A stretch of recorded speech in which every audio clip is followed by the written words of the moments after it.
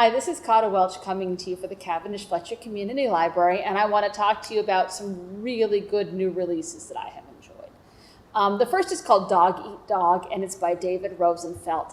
And you all know that he's one of my favorite mystery authors, partially because his books are funny, and reading them is kind of like visiting and listening to an old friend, partly because there are dogs in them, and yeah, you know that's catnip for me, and partly because he's a really good writer.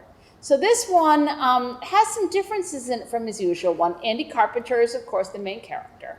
And he ends up taking on a murder case. But what's interesting is the focus really isn't on the accused. It's more on the murder victims and trying to find out what happened. And there was a twist at the end of this that I did not see coming. Usually I can kind of guess, but this one was totally out of the blue. Definitely worth your time. Enjoy reading it. So the next book I want to talk about is Malcolm Gladwell's new book, The Bomber Mafia. Now, I personally love microhistory, so I was ready to dig into this one when I got my hands on it.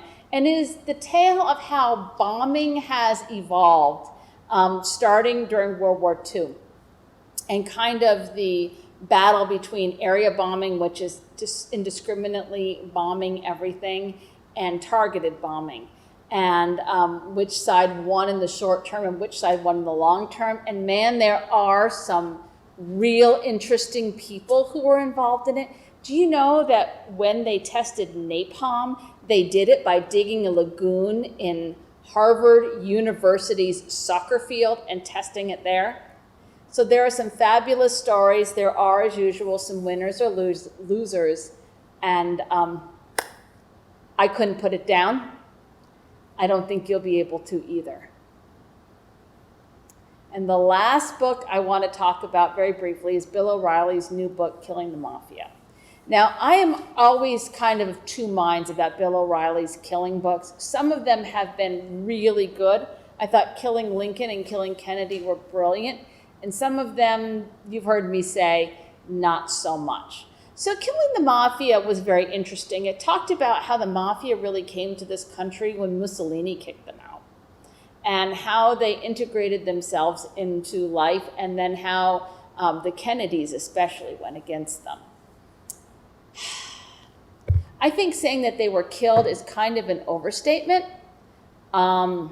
I don't think that's accurate. I think organized crime is still with us, but the actual stories in it and the history I found excellent.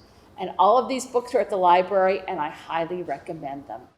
And I want to talk to you about some books for grown-ups, specifically books that are more traditionally geared towards women. And I have a stack of them here. And the first one I want to talk about is called The Menopause Manifesto, and it's written by Dr. Jen Gunther.